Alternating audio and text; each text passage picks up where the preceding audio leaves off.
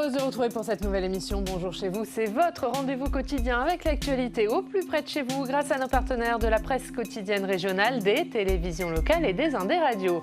Nous sommes ensemble pendant 1h30 et au menu du jour, Marlène Schiappa lance un cycle de consultations pour préparer le projet de loi sur les séparatismes. Élus et parlementaires notamment seront reçus. On va en parler avec le sénateur Les Républicains de l'Oise, Jérôme Bachere. Il est avec nous ce matin. Dans une demi-heure, l'invité politique, c'est Olivier Faure, le premier secrétaire du Parti socialiste. Il souhaite une candidature unique de la gauche en 2022, mais les autres partis sont-ils sur la même ligne? Où en sont les discussions? Nous lui poserons la question. Et puis vous le savez, toutes les semaines, nous allons dans nos régions. Cette semaine, nous sommes dans les vignobles bordelais pour voir comment se porte le secteur viticole. Aujourd'hui, direction le château Bertinerie à Cubnezet, où 70 saisonniers sont à l'œuvre pour les vendanges, et ce, bien sûr, dans un contexte sanitaire particulier. Et puis, enfin, dans le Club des territoires, nous parlerons de ces mesures de lutte contre le Covid, annoncées hier en Gironde et dans les Bouches-du-Rhône. Un serrage de vis, rassemblement limité à 10 personnes dans les parcs et plages, événements annulés, port du masque étendu et visites dans les EHPAD limitées. Mais avant cela, voici les autres informations de ce mardi 15 septembre. Didier Raoult et Jean-François Delfrécy devant le Sénat. Aujourd'hui, le professeur marseillais et le président du Conseil scientifique sont auditionnés séparément par la commission d'enquête sénatoriale sur la gestion de la crise sanitaire. Le jour de carence sera maintenu pour les fonctionnaires, annonce faite par la ministre de la fonction publique Amélie de Montchalin. Ce jour de carence entraîne une perte de rémunération en cas d'arrêt de travail ou d'arrêt maladie. Il avait été suspendu provisoirement durant le confinement. Et puis Valéry Giscard d'Estaing, hospitalisé à l'hôpital Pompidou à Paris. L'ancien président de la République âgé de 94 ans présente des problèmes respiratoires.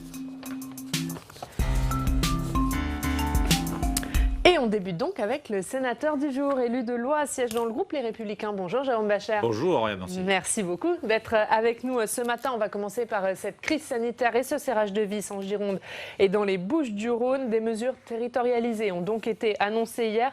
Avant d'en parler avec vous, on va regarder les détails avec Alizé Boissin. Pas de reconfinement, mais des métropoles sous surveillance. À Bordeaux et à Marseille, où la situation se dégrade, de nouvelles restrictions entrent en vigueur. Dans les bars et dans les restaurants, fini la consommation d'alcool debout. Les établissements qui ne respecteront pas cette mesure pourront se voir fermés. Autre règle, la fin des grands rassemblements. Pas plus de 1000 personnes en extérieur et pas de groupe supérieur à 10 personnes sur les plages et dans les parcs. Et les préfets se font plus menaçants. Je n'exclus pas, en fonction des comportements, en fonction de l'évolution sanitaire également, de prendre des mesures plus contraignantes de fermeture de ces lieux publics à compter de 20 h le soir. La foire de Marseille ou encore les journées du patrimoine qui devaient avoir lieu ce week-end dans ces grandes villes sont annulées. Les autorités mettent aussi la pression sur les réunions familiales. Je demande solennellement à chaque habitant de la métropole de limiter les rassemblements familiaux et festifs à 10 personnes maximum. Je pense en particulier au mariage. Il ne s'agit pas de ne plus se marier, mais de reporter les grandes fêtes liées au mariage. Un tour de vis supplémentaire pour lutter contre l'épidémie qui ne fait pas l'unanimité. Moi je pense que c'est bien, c'est une bonne chose parce qu'on voit que le nombre de cas il augmente chaque jour. Après, voilà, est-ce que c'est respecté, ça c'est la question. Obligé. On est obligé d'en venir là. On comprend, mais le problème c'est que c'est soit c'est tout le monde ou je vois pas le pourquoi des différences entre les villes. Il faudrait que ce soit de partout. Autre restriction, la limitation des visites dans les EHPAD. 1 par jour à Marseille, 2 par semaine à Bordeaux. Enfin, les deux villes devraient renforcer la fréquence de leurs transports en commun pour faciliter le respect des gestes barrières. Et voilà, on voit donc ces nouvelles mesures annoncées hier qui font la une, bien sûr, des quotidiens régionaux sur place. On regarde les unes de Sud-Ouest et la une de la Provence consacrée à ce tour de vis. Ce tour de vis, il était nécessaire, Jérôme Bachere? Ce n'est pas un tour de vis, c'est prendre en compte la situation réelle locale. Vous savez, ce n'est pas forcément très nouveau, c'est peut-être très nouveau pour Marseille et Bordeaux. On ne se souvient peut-être pas, mais au pire de la crise du Covid, Marseille et Bordeaux étaient des villes, étaient des départements, les Bouches-du-Rhône et la Gironde, qui étaient épargnés. Et je me souviens de mes collègues sénateurs à cette époque-là moi qui suis issu de l'Oise, qui a été le département le premier confiné. Donc je sais ce que c'est qu'une mesure locale. J'y ai participé avec monsieur le préfet Louis Lefranc à l'époque. Eh bien, c'est assez logique que ces villes, aujourd'hui, aient des pics de virus. Elles n'ont pas été touchées au tout début, donc il y a un moment, la vague vous rattrape. Donc cette méthode, ces mesures territorialisées, pour vous, c'est la bonne méthode choisie par le gouvernement ?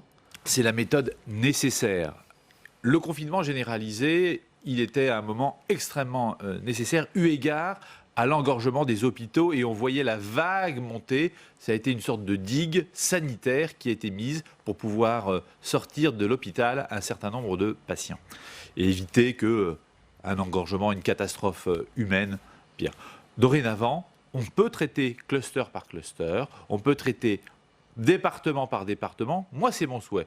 Vous savez, au Sénat, nous aimons les territoires et nous savons la différence des territoires. C'est donc notre mesure. Donc c'est la bonne méthode. On le voit, ça ne concerne plus que les lieux publics, hein, les mesures annoncées. Ça concerne aussi la sphère privée. On demande aux gens de limiter les rassemblements familiaux, de limiter notamment le nombre de personnes dans les mariages. C'est bien, c'est le rôle de l'État aussi de s'attaquer à cette sphère privée ?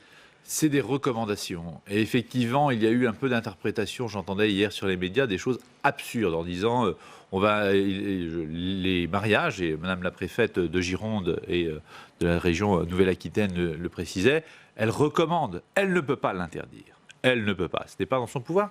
Et c'est peut-être une des limites d'ailleurs de toutes ces mesures prises département par département.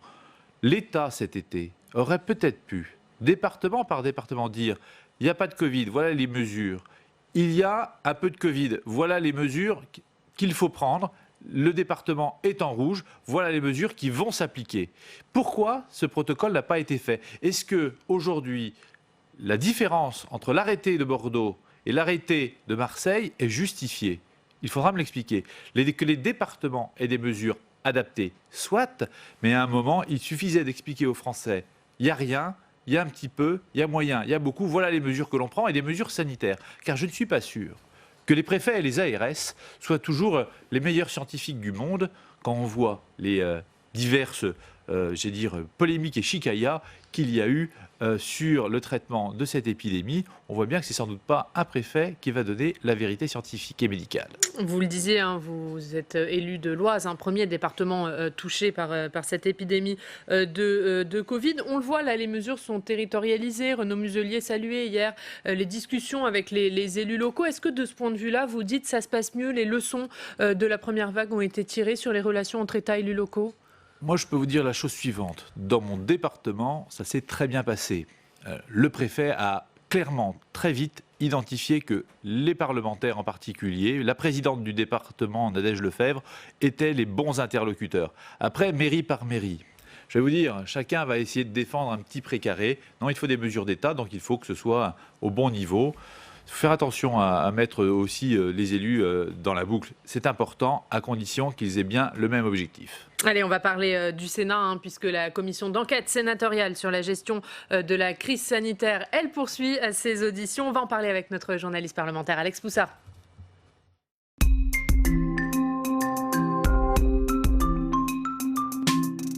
Bonjour Alex. Bonjour Ariane, bonjour Jérôme Bacher. Et la commission d'enquête du Sénat auditionne donc aujourd'hui plusieurs scientifiques, dont le professeur Didier Raoult. Qu'attendent les sénateurs de cette audition? Alors d'abord, ce que redoutent les sénateurs, c'est que le professeur Raoult fasse un show médiatique avec des petites phrases assassines, comme il sait les distiller, notamment envers ses collègues scientifiques. Et d'abord, pour la petite histoire, les sénateurs avaient convoqué le professeur Raoult dans une table ronde avec plusieurs scientifiques. L'intéressé avait refusé, car il estime qu'à plusieurs, ça peut vite tourner au café du commerce. Et au final, il a eu gain de cause, puisqu'il sera auditionné tout seul cet après-midi à 15h au Sénat. Alors qu'attendent les sénateurs? Eh bien, je vous propose d'écouter la rapporteure de la commission d'enquête, Sylvie Vermeillet.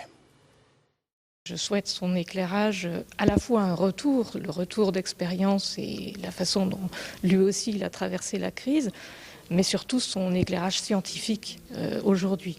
Voilà, moi j'entends, comme tout le monde, les questions qui sont un peu polémiques autour du personnage. C'est pas du tout ce qui m'intéresse.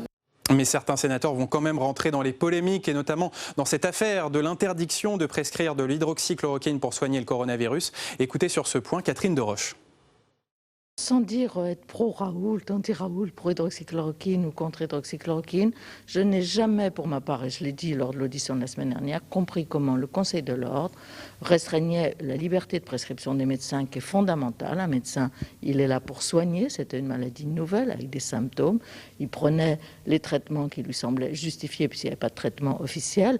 Et je n'ai pas compris, et je ne comprends toujours pas, comment on a interdit aux médecins de prescrire. Et en tout cas, cette audition du professeur Raoult va être très intéressante pour comprendre la stratégie sanitaire à Marseille avec un dépistage massif dès le début de la crise. Et autre audition à suivre aujourd'hui, Alex, c'est celle du professeur Delfrécy, le président du conseil scientifique. Effectivement, et on le rappelle, le conseil scientifique, c'est cette instance composée de spécialistes chargés d'éclairer le gouvernement dans la gestion de la crise sanitaire.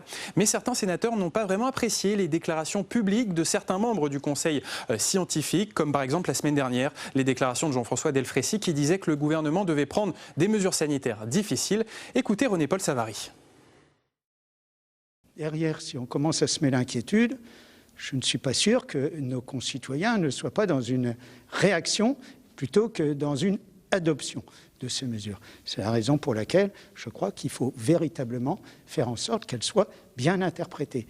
On parle demain peut-être de bulle sociale, on a eu l'occasion de le développer. Mais s'il n'y a pas d'explication pour que les gens comprennent, ce sont des décisions qui vont amener à un refus. Donc soyons attentifs à cette interprétation. C'est pour ça qu'on a beaucoup de questions à poser au professeur Delfrécy. Et on le rappelle, l'audition du professeur Delfrécy est à suivre ce matin sur notre antenne et celle du professeur Raoult est à suivre à 15h en direct sur le site internet publicsena.fr et sur notre page Facebook. Et merci beaucoup Alex, à tout à l'heure pour la revue de presse. On l'écoute et on lui dit de se taire. C'est ce que dit Renaud Muselier à propos de Jean-François Delfrécy. Est-ce qu'il a raison ? C'est une formule de Renaud Muselier que je trouve assez rigolote, mais plus fondamentalement, c'est sur ce que disait Catherine Deroche. C'est comment les processus, et c'est ça qui va intéresser le Sénat, de décision sont pris pour autoriser, interdire l'hydroxychloroquine. Comment ça se fait ? Quelle est la méthode ? Moi, je n'arrive pas à comprendre. Voilà un médecin d'abord, un scientifique aussi, qui fait une proposition. Et moi, je me souviens bien du début, parce qu'on a toujours... Il a dit, moi, je pense que c'est un peu ça. Très tôt, il le dit, très tôt. Avant le confinement, bien avant le confinement, avant qu'on ne l'écoute, avant qu'on s'y intéresse. Et puis après, on dit, ah ben non, peut-être a-t-il cherché un traitement, peut-être a-t-il échoué, il peut aussi le dire, mais...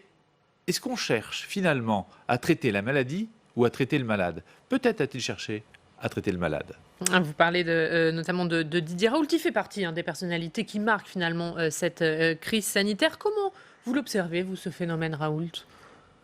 Avec beaucoup d'indifférence, pour tout vous dire. C'est un scientifique, il y a une controverse scientifique, il a peut-être dit des âneries. C'est possible aussi. Vous savez, ce n'est qu'un homme. Pour revenir à Jean-François Delfrécy, est-ce que quand même il parle trop, Jean-François Delfrécy ? Est-ce qu'il devrait rester dans l'ombre, lui et les membres du conseil scientifique ? Ou après tout, c'est leur rôle d'alerter publiquement la population ? Mais qui l'a mis en avant ? Le gouvernement. Le gouvernement, plutôt que de prendre des mesures de politique sanitaire courageuses, ça a commencé à s'abriter derrière un conseil scientifique. Les premières...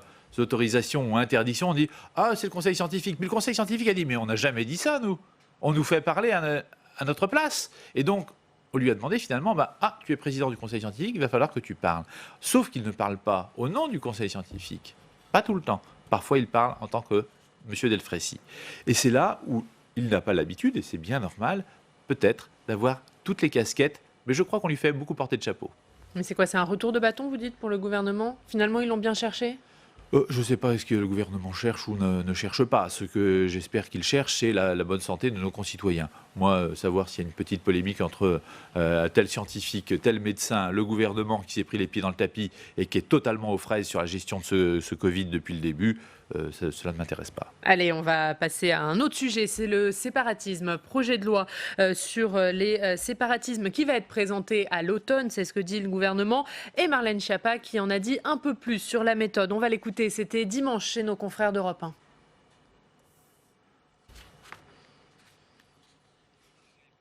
Des consultations déclinées dans le temps, d'abord thème par thème, puisque notre volonté c'est d'abord dans un premier temps, peut-être pour revenir chronologiquement, dans un premier temps de finaliser ce projet de loi qui est travaillé depuis longtemps. Nos prédécesseurs Christophe Castaner et Laurent Nunez avaient commencé à travailler ce texte. Nous, on va recevoir au ministère de l'Intérieur justement les différentes parties prenantes, donc à la fois les représentants des cultes qu'on évoquait tout à l'heure, mais également bien sûr les élus locaux qui sont concernés par ces questions, les parlementaires et puis un certain nombre d'experts avec lesquels nous travaillons déjà sur les questions de prévention de la radicalisation qui vont nous permettre d'ajuster notre projet de loi avec Gérald Darmanin. Voilà, Marlène Schiappa qui annonce donc un cycle de consultations, associations, élus, parlementaires pour préparer ce projet de loi. Vous dites que c'est la bonne méthode? Ah ben je vais vous dire que c'est vraiment de l'enfumage. Parce que quand vous n'avez rien à dire, quand vous avez fait tout le contraire depuis 3 ans, eh bien vous dites on va vous donner un calendrier et une méthode. C'est la technique classique de l'enfumage, de la négociation quand vous ne voulez rien faire et vous n'avez rien à dire. Donc c'est exactement la méthode que prend Marlène Schiappa. Je ne suis pas étonné d'ailleurs, car ça serait la prendre dans ses propres contradictions. Lorsque, il y a 2 ans, dans son texte égalité homme-femme qu'elle a porté, on lui a proposé des mesures contre les séparatismes. Elle s'y est opposée. Ce sont des amendements que j'ai portés. Donc, j'ai parfaitement en souvenir ce qu'elle me répond. C'était, vous savez, pour sanctionner les hommes qui refusent de saluer les femmes, notamment en entreprise et dans leur lieu de travail. Eh bien, elle m'a dit non. Elle dit non, ça non. Non, ça ne concerne pas l'égalité homme-femme. Ça concerne... Mais en fait, elle y est fondamentalement opposée. Ils ont un double discours. Et quand elle dit qu'elle est la successeur, j'ai rigolé un petit peu, de Laurent Nunez. Enfin, à qui veut-on faire croire que Laurent Nunez et Marlène Schiappa sont sur la même ligne? C'est les limites du en même temps. En même temps, l'aile gauche de La République En Marche ne veut rien, comme une bonne partie de la gauche, qui a cultivé le communautarisme en France depuis des années. Et une ligne de Gérald Darmanin qui serait plus républicaine, plus une seule société. Il y a là une contradiction au sein même du ministère de l'Intérieur. Il faudra aussi lever les doutes. Parce que quand on va demander aux associations qui va s'en emparer, les extrêmes d'un côté, les extrêmes islamistes, les extrêmes de droite, les extrêmes de gauche, voilà. Donc qu'est-ce qu'on va sortir de ça? Tout ça, c'est une méthode catastrophique. Vous dites clairement il y a un risque politique si on ne va pas au bout de ce projet de loi. Il faut aller jusqu'où pour vous dans ce projet de loi? Le grand texte sur la laïcité qu'Emmanuel Macron devait le prononcer en janvier 2018. Vous avez entendu un grand texte là-dessus? C'est pas lors de la Troisième République, les 150 ans. On attendait ce discours, celui qui allait mettre la fin à l'ensauvagement, celui qui allait mettre fin au séparatisme. Rien du tout, ça fait pchit, comme dirait Jacques Chirac. Non, ce gouvernement est aussi, sur ce sujet, aux fraises. Il ne fera rien, pris dans ses contradictions politiques. Alors pourquoi vous dites qu'il ne fera rien? Il y a déjà des mesures qui ont été annoncées qui devraient figurer dans ce projet de loi, notamment un contrat d'engagement pour les associations sur la laïcité. Pour vous, ça n'aboutira pas, ce projet de loi? Alors, ce contrat n'a rien à voir avec la loi, je suis obligé de le dire, car nous le faisons déjà dans le département de l'Oise. Donc vous voyez, on n'a pas attendu ce gouvernement pour nous agir ici et là. Les élus locaux se sont emparés, pour ceux qui le voulaient, et je dis bien pour ceux qui le voulaient, de ce sujet des séparatismes. Mais il y a tous ceux qui sont complices. La gauche, mais aussi l'extrême droite. Je tiens à le dire. Quand vous savez qu'une partie des élus Front National font les sorties des mosquées les plus radicales pour espérer récupérer quelques voix en disant, vous savez, nous on est très durs, on est comme vous, on est pour l'ordre, on est comme vous. Voilà des vérités. Voilà ce qu'il faut dire. Vérité que vous avez constatée, d'où viennent ces affirmations? Ces affirmations, elles viennent du département du Nord et du Pas-de-Calais, là où est issu Gérald Darmanin.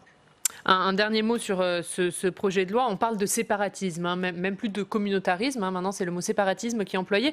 Est-ce que vous dites qu'il y a une sorte d'hypocrisie à ne pas cibler franchement l'islam politique? Alors, elle l'a ciblé, là pour le coup, il faut lui rendre à César ce qui lui appartient. Marlène Schiappa a fini par le dire. Elle a fini par le dire, c'est d'abord l'islamisme radical que l'on vise. Mais moi, je crois qu'il y a d'autres séparatismes dans notre société. Nous avons favorisé, nous, pas moi, mais un certain nombre de pensées de gauche égalitaristes disent « vous êtes minoritaire, vous faites une communauté et on vous reconnaît ». Le communautarisme, c'est la loi de la minorité sur la majorité. Moi, je suis pour la loi de la majorité, c'est le sens de la République française, historiquement. Allez, on va, comme tous les jours, Jérôme Bachar se rendre dans une rédaction locale. Aujourd'hui, on va aller dans l'Isère, à Saint-Étienne-de-Grossay, très précisément. On va retrouver Benoît Lagneux. Bonjour Benoît, merci beaucoup d'être avec nous ce matin. Et à la une du Dauphiné libéré, du Dauphiné aujourd'hui, pardon, eh bien c'est l'événement dans votre région. Et l'événement, c'est l'arrivée du Tour de France dans les Alpes. Exactement, bonjour à tous.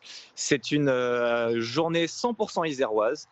Alors elle est particulière parce qu'elle était prévue le 14 juillet. Et puis les événements ont décalé évidemment ce grand rendez-vous.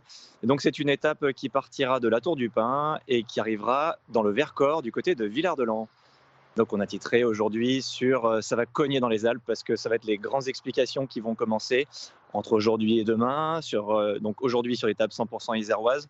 Et demain, entre Grenoble, préfecture de l'Isère, et Méribel et le col de la Lauze, le difficile, très très compliqué col de la Lauze.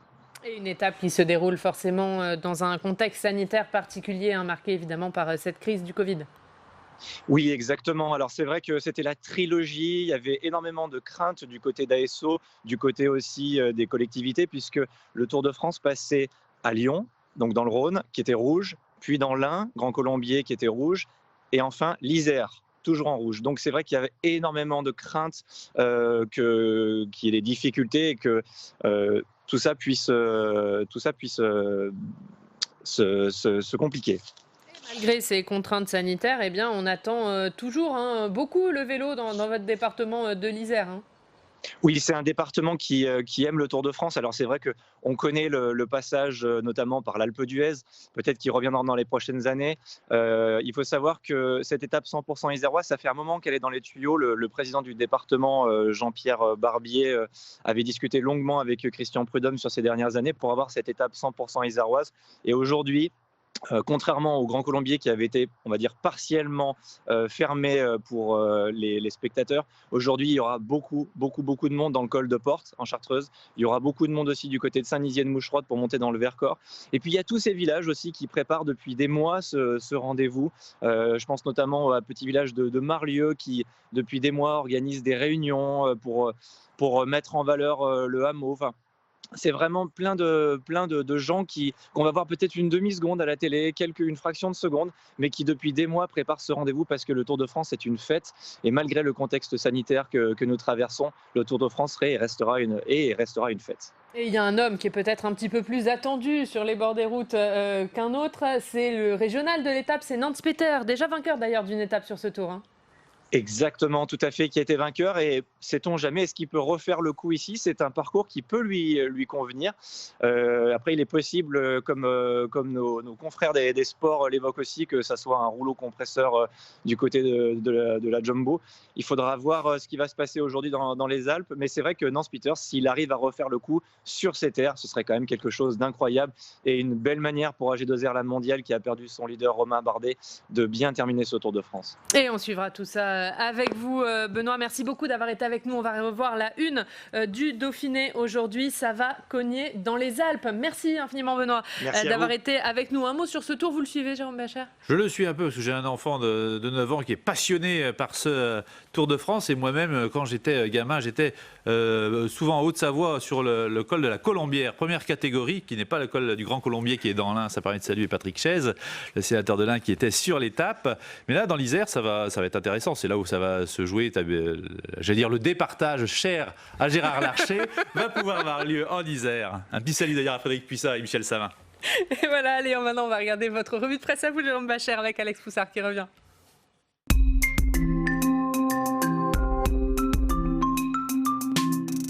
Et Alex, on commence avec le courrier Picard. Et oui, on commence par la crise sanitaire où les mesures se durcissent, notamment dans le département de l'Oise. La préfète de l'Oise a décidé d'étendre le port du masque obligatoire aux abords des centres commerciaux dans un périmètre de 50 mètres près des entrées et des sorties des centres commerciaux.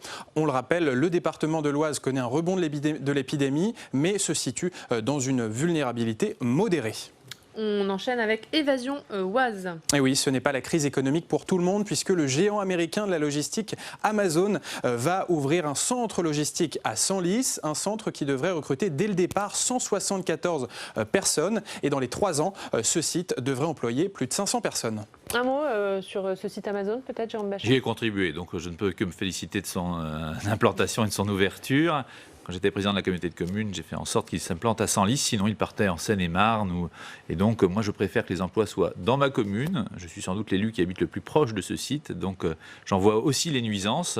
Il va falloir surtout regarder les aspects sociaux et les aspects de nuisances en camion, mais on ne va pas aller contre l'économie numérique. Il faut voir aussi qu'ils payent bien leurs impôts. Et on termine avec Le Parisien, Alex ? Et oui, un très beau portrait à lire sur le site du parisien.fr. La relève des élus dans l'Oise, Jérôme Bachet, est assurée, je peux vous le dire, avec ce portrait du jeune Sidorf Manuel, lycéen de 17 ans, dans un lycée de Creil. Et il est très engagé dans la vie locale. Il s'est par exemple démené pour installer une web radio dans son lycée. Il représente le département de l'Oise au sein du conseil de vie lycéenne de son académie. Et il aimerait bien passer à l'échelon national en devenant représentant des lycéens de France. Un beau parcours qui s'annonce pour le jeune Sidorf. Et il le dit, il a un atout. Il commence à Creil et ça forge le caractère. Voilà, il a raison. Oui, Eric Woerth a commencé à Creil. Voilà, on lui souhaite la même carrière. Merci beaucoup, Alex. À tout à l'heure dans cette émission, justement, un mot sur les Républicains. Vous faisiez allusion au départage cher à Gérard Larcher. À droite, les ambitions sont multiples, finalement. Est-ce que vous allez réussir à trouver un candidat qui fait consensus ? On a plein de bons candidats. Bruno Retailleau en est un, clairement aujourd'hui. François Baroin. Moi, je soutiens clairement Bruno Retailleau comme président de notre groupe et il partage l'essentiel de mes idées. Je pense même que c'est celui dont je suis le plus proche intellectuellement.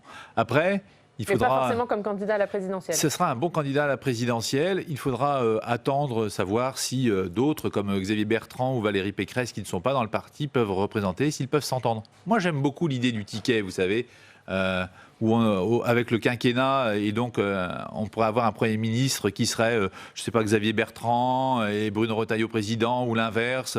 Moi, c'est une solution qui m'irait assez bien. Nous allons assister à la mort des Républicains. C'est ce qu'a dit ce week-end Marion Maréchal dans une interview au Figaro. Est-ce qu'il y a du vrai ? Est-ce que vous craignez que vos électeurs aillent vers le Rassemblement national ? Je pense que Marion Maréchal Le Pen souhaite plutôt la fin de sa tante à la tête du Front National. Et je dis bien le Front National parce qu'il n'a pas changé en vérité. Tant que ce sera Marine Le Pen et la famille Le Pen, c'est en vérité le Front National dont il s'agit, qui se sépare au fur et à mesure des uns ou des autres, des patriotes, des Karl Lang, tous ceux-là ont disparu, mais parce qu'ils ont été supprimés. Louis Alliot lui-même, l'ancien compagnon de Marine Le Pen, s'est séparé du Rassemblement national. Donc on parle souvent des autres. Il n'a pas fait campagne avec l'étiquette du Rassemblement national. Je vais vous dire, quand je vois le résultat que nous avons fait aux élections municipales, quand je pressens que nous allons rester assez forts dans les départements et les régions, vous savez, il ne faudrait pas croire que la politique se résume à l'élection présidentielle. Si vous gagnez, vous existez. Si vous perdez, le parti disparaît. Je crois que nous en remettrons. Nous avons l'habitude de subir parfois les échecs électoraux, mais souvent des victoires. Et c'est ce à quoi je m'emploierai pour le rassemblement et faire gagner mes idées, parce que sinon on aura le séparatisme. Et merci beaucoup Jérôme Bachet, merci d'avoir été avec nous ce matin. Dans 2 minutes, l'invité politique, c'est Olivier Faure, le premier secrétaire du Parti Socialiste. Avant de l'entendre, on va regarder un extrait d'Audition publique, l'émission politique des chaînes parlementaires. Francis Letellier recevait Marc Fesneau, le ministre chargé des relations avec le Parlement. Il est notamment revenu sur le calendrier parlementaire des réformes à venir, on l'écoute. La loi sur le séparatisme, Marlène Schiappa, Gérald Darmanin en ont déjà parlé. L'idée, c'est de lancer un certain nombre de débats et de dialogues avec les associations, avec un certain nombre d'acteurs de ce sujet-là. L'objectif étant que, à la fin de l'automne, début d'hiver, on ait un texte qui soit présenté en Conseil des ministres. Ça veut dire que le débat parlementaire peut se dérouler au premier semestre 2021 sans que je puisse vous donner à ce stade une date plus... Mais ce sera en 2021. L'objectif, c'est 2021. Deuxième sujet, vous avez évoqué la loi sur les retraites ou l'éventuel projet de loi sur les retraites. Le Premier ministre a été assez clair. Il a dit qu'il faut regarder. Est-ce qu'on a besoin de reposer la question ? Est-ce que la question de la réforme des retraites reste pendante ? La réponse est oui. La question de son financement aussi. La 2021 ou pas 2021 ? Le Premier ministre a dit il faut regarder les conditions qui permettront d'avoir un débat, qui permettent d'avancer sur ce sujet sans se retrouver dans une conflictualité. 2021 ou pas 2021 ? Ça dépendra de la temporalité, des conditions. Ça n'est pas acquis. Le sujet existe. Nous ne mettons pas sous le tapis mais ça le n'est sujet. pas acquis pour 2021. Mais on verra les conditions dans lesquelles peuvent se dérouler le débat et les partenaires sociaux. C'est la dernière année utile du quinquennat, donc si vous le faites pas nous avoir fait là aussi le reproche, que je veux bien tout entendre, de peut-être parfois avoir été trop audacieux sur cette réforme des retraites, et quand le Premier ministre dit il faut qu'on en redébatte avec les partenaires sociaux. Est-ce qu'il n'y a pas un chemin à trouver entre nous sur le financement, sur l'équilibre, sur les grands attendus du système et sur une meilleure justice du système de retraite? Donc attendons cela et après nous verrons s'il y a la possibilité. Et les textes sur le référendum, juste référendum sur le climat? Non, le président de la République a été assez clair. Il a dit il y a une convention citoyenne, peut-être qu'on en reparlera tout à l'heure. Elle a produit un certain nombre de propositions qui sont assez remarquables, d'ailleurs, je le dis au passage. Désormais, c'est dans le débat parlementaire. Il y a un travail qui est fait avec le gouvernement, avec les citoyens et ensuite avec les parlementaires qui permettra d'avoir un projet de loi. Le président de la République ayant dit si nous allions à l'échec sur un projet de loi où il y avait trop de conflictualité, j'irai au référendum. Donc c'est dans ces conditions-là qu'il l'avait dit. Et notre invité politique ce matin, c'est Olivier Faure. Bonjour. Bonjour. Merci beaucoup d'être avec nous, député de Seine-et-Marne, premier secrétaire du Parti Socialiste. On est ensemble pendant 20 minutes pour une interview en partenariat avec la presse quotidienne régionale représentée par Fabrice Vesser-Redon. Bonjour Fabrice. Bonjour Oriane. Des journaux du groupe EBRA, les journaux régionaux de l'Est de la France. On va bien sûr parler de la crise sanitaire et de l'actualité, mais un mot sur ce que vient de dire Marc Fesneau. D'abord, Olivier Faure, sur la réforme des retraites. Elle n'est pas enterrée, elle est encore sur la table, mais il ne peut pas garantir qu'elle soit examinée par le Parlement en 2021. Est-ce qu'elle verra le jour, cette réforme des retraites, d'ici la fin du quinquennat ? Quelle contorsion pour dire que cette réforme est une réforme qui est conspuée, qui a été rejetée par les Français, et qu'au fond, la Covid a permis de ne pas dire que c'était un retrait en race campagne. Et donc maintenant, le gouvernement essaie de nous expliquer que ça va revenir, etc., pour ne pas désespérer celles et ceux qui veulent croire qu'il est un gouvernement qui a pris les choses à bras-le-corps. Mais la vérité, vous n'y croyez pas ? Mais non seulement je n'y crois pas, mais en plus je ferai tout pour que ce ne soit pas le cas. Parce que cette réforme, c'était d'abord une réforme injuste, une réforme qui était contraire à ce que l'État social a organisé depuis la libération. Et donc oui, je pense qu'il n'est pas nécessaire d'y revenir. Fabrice ? Oui, autre question d'actualité, c'est cette enquête de la Fondation Jaurès, que vous suivez, j'imagine, et qui donne une majorité assez importante de Français, 55%, qui se disent favorables au retour de la peine de mort, et simultanément d'ailleurs à la présence d'un chef fort à la tête du pays. Qu'est-ce que ça dit de la société, Olivier Faure ?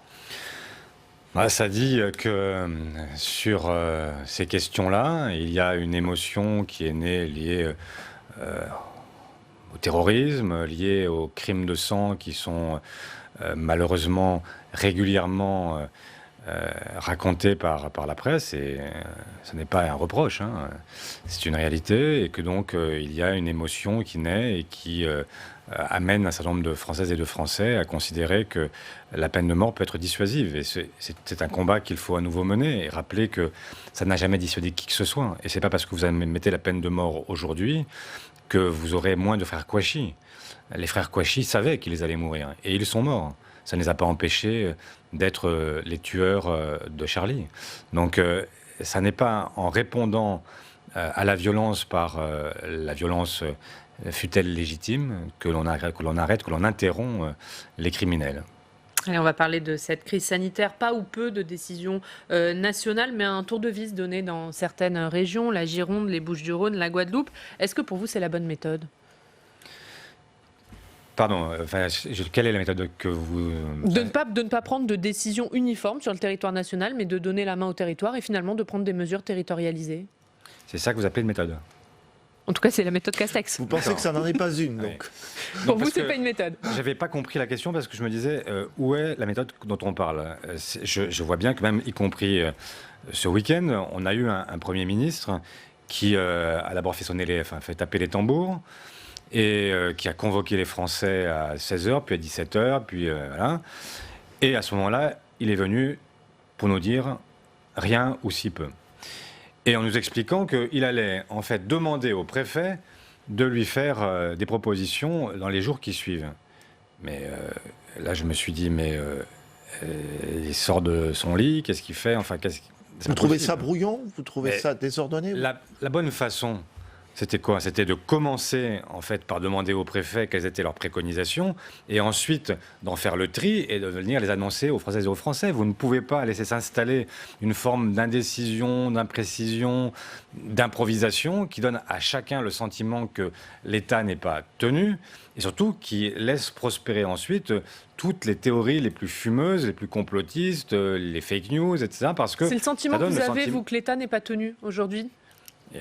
Aujourd'hui, j'ai le sentiment qu'il y a une improvisation permanente qui est coupable parce qu'elle donne le sentiment, je ne dis pas que c'est pas tenu, je ne dis pas qu'il n'y a pas derrière une volonté, mais le courage, c'est aussi d'exprimer les choix que l'on entend faire.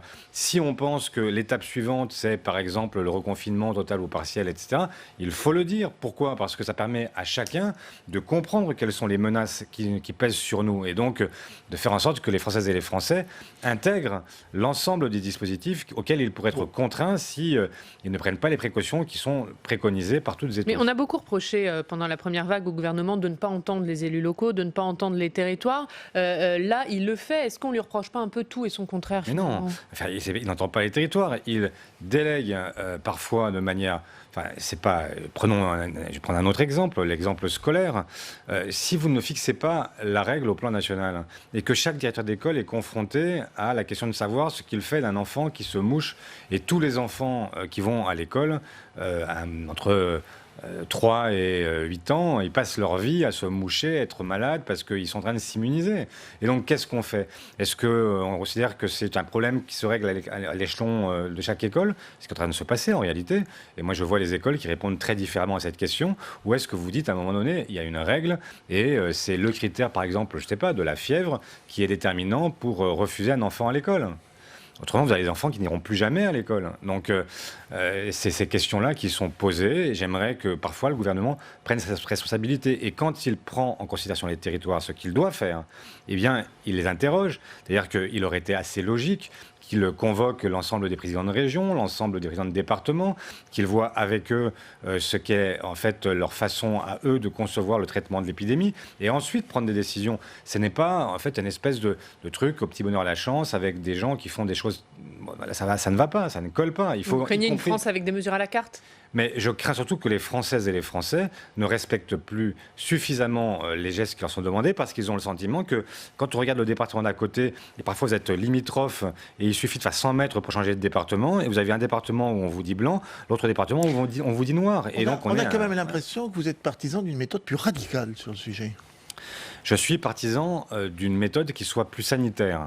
Et donc, il ne s'agit pas d'être radical ou pas radical. Je souhaite qu'on ait à chaque fois des lignes qui soient des lignes claires, qui permettent à chacun de savoir à quoi il est exposé. J'étais assez perturbé parfois par cette idée que même d'un quartier à l'autre, d'un département à l'autre, d'une région à l'autre, les mêmes mots ne produisent pas les mêmes effets. Et donc, il y a un moment où, si vous voulez que les règles soient appliquées, il faut qu'elles soient à peu près un peu uniformisées, parce qu'autrement, vous ne savez plus à quel sein vous vouez. Et les socialistes qui demandent notamment une communication quotidienne sur cette crise sanitaire. Pour vous, il y a un manque de transparence de la part du gouvernement? Il y a une improvisation que je trouve incompréhensible après de longs mois de crise sanitaire. Ce qui pouvait éventuellement se justifier au démarrage de la crise, aujourd'hui ne l'est plus. Ça n'était pas normal que le ministre Blanquer donne la révision du protocole sanitaire moins d'une semaine avant la rentrée scolaire, avec des directeurs d'école que j'ai rencontrés qui ne savaient pas du tout s'ils pourraient même recevoir les parents dans la cour de l'école comme chaque année, est-ce qu'ils pourraient les emmener dans les classes. Enfin, avec une épidémie qui évolue quand même d'heure en heure en réalité. Une semaine, c'est énorme par rapport à une épidémie qui évolue sur 48-72 heures. Mais l'épidémie, elle évolue. Mais enfin, les causes de l'épidémie, on les connaît maintenant depuis des mois et des mois. On sait quels sont les gestes barrières, on sait quelles sont les mesures à prendre. Même si le gouvernement a beaucoup hésité lui-même en nous expliquant d'abord qu'il ne fallait pas de masques et maintenant il faut des masques partout. Bon, c'est sûr que ça n'a pas aidé à la pédagogie et à la bonne compréhension. Mais justement, si on ne veut pas donner le sentiment que tout ça est brouillon, improvisé et au fond ne correspond pas à une réalité, eh bien, il faut un peu d'ordre. Si vous ne mettez pas d'ordre là-dedans, les gens ont le sentiment, les Françaises et les Français ont le sentiment qu'au fond, on les balade, mais qu'on ne sait pas très bien où on va. Et donc, ça affaiblit le dispositif et le discours de précaution qui est aujourd'hui tenu. Et cette crise sanitaire qui entraîne une crise économique, une crise sociale, et le Parlement qui va se prononcer dans les prochaines semaines sur les mesures du plan de relance d'un montant de 100 milliards. Vous êtes assez critique, vous, avec ce plan de relance. Dans le journal du dimanche, vous disiez « Ce pognon de dingue ne peut pas servir à reconstruire en moins bien la France d'avant ». Est-ce que ça veut dire que vous ne voterez pas ces mesures du plan de relance? Ça veut dire qu'il y avait, vous vous rendez compte, est-ce que vous avez déjà gagné à l'euro-million? Malheureusement, non. Non. Je ne cache pas. Et à l'euro-milliard? Encore pas moins. davantage. Bon, là, vous avez en fait quelqu'un qui vient, pas de gagner l'euro-million et l'euro-milliard, parce qu'en réalité, il faudra rembourser, et la question se pose de savoir qui remboursera. Mais quelqu'un qui dispose de 100 milliards d'euros et pour relancer l'économie. Eh bien, c'est une occasion formidable de dire qu'on va la relancer, mais sur des bases différentes. On aurait pu avoir un gouvernement qui qui aille jusqu'au bout de la logique de la transition sociale, écologique, numérique, et donc fasse en sorte que cet argent serve à réorienter l'économie. Mais pas du tout. En fait, vous avez là un président qui donne en fait aux entreprises la fin des impôts dits de production, sans aucune contrepartie, sans aucune condition, alors qu'il aurait fallu que toutes les aides qui sont apportées aujourd'hui soient conditionnées à un plan qui les emmène vers une transition. Quelle contrepartie il aurait fallu pour vous? Mais par exemple, qu'il y ait des contreparties sur le plan social, sur le plan écologique, c'est-à-dire que vous ne pouvez pas dire à une entreprise du secteur automobile, eh bien, vous allez refaire comme avant. Il faut bien... Alors, je comprends que ça ne peut pas se faire du jour au lendemain, mais il aurait fallu dire cet argent, il sert d'abord à faire en sorte que vous accomplissiez une mutation et que vous puissiez dans le même temps former vos salariés à ces mutations pour qu'ils ne soient pas la variable d'ajustement de cette transition. Voilà un élément qui m'aurait, pour le coup, séduit. Vous êtes en train de dire qu'on loupe une opportunité, là? Je suis en train de dire que c'est une occasion manquée, et une formidable occasion manquée. Vous vous rendez compte, 100 milliards, je le répète, 100 milliards. Enfin, à quel moment, quel est le gouvernement qui a disposé de 100 milliards pour réorienter l'économie? Aucun depuis aussi loin que je me souvienne. Et donc, il y a là une opportunité qui était une opportunité majeure. Or, vous avez là un gouvernement qui fait semblant, qui vous dit « je mets 30 milliards ». Bon, il faudrait faire ses comptes, je ne suis pas sûr que ce soit 30 milliards, mais même si vous dites « je mets 30 milliards pour la décarbonation de l'économie » et qui vous met 70 milliards sur l'économie carbonée, vous vous dites « c'est quoi le truc en fait? Où on va ?» Quel est le sens profond de ce qui est proposé? En réalité, il fait exactement ce qu'il aurait fait avant la Covid, c'est-à-dire qu'il voulait baisser les impôts des entreprises, il baisse les impôts des entreprises, les impôts locaux des entreprises, et donc voilà, il le fait sans condition. Enfin, c'est la suite malheureusement logique de tout ce qu'il a déjà entrepris avant la crise sanitaire. Or, il nous avait dit, je vais me réinventer. Mais où voyez-vous de la réinvention? Il n'y a aucune réinvention de sa part.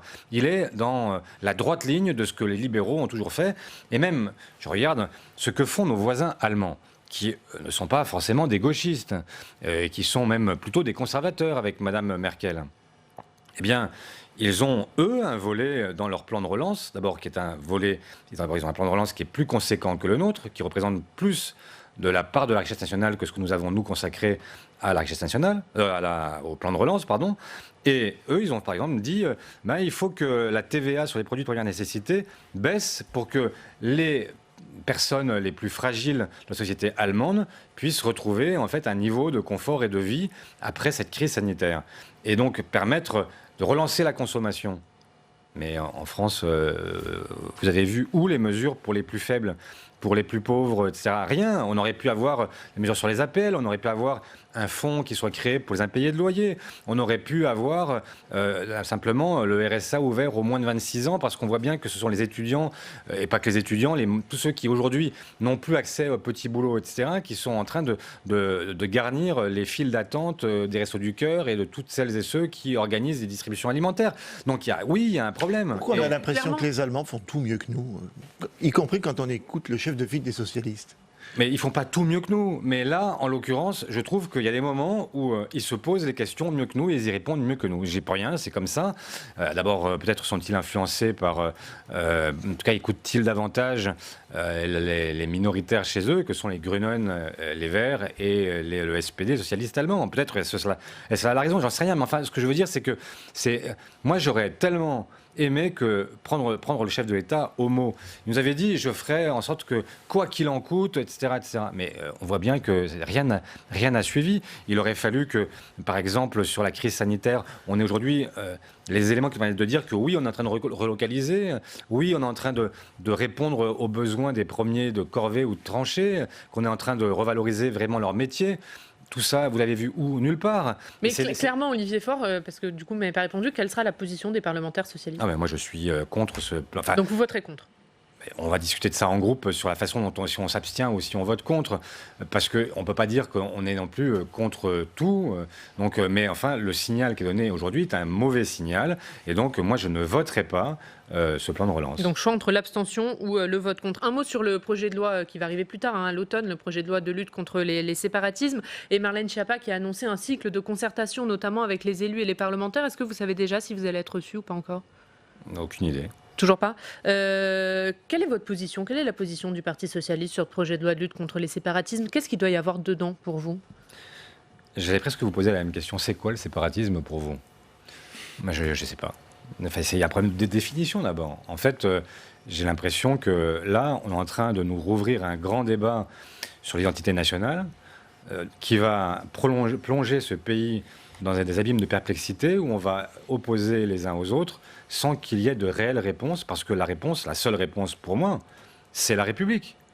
Et est-ce qu'il y a besoin aujourd'hui d'une loi sur le séparatisme? Quel est le problème? En fait, quels sont les trous dans la raquette? Qu'est-ce qui manque aujourd'hui à la République pour se battre contre ceux qui, justement, en sont les ennemis?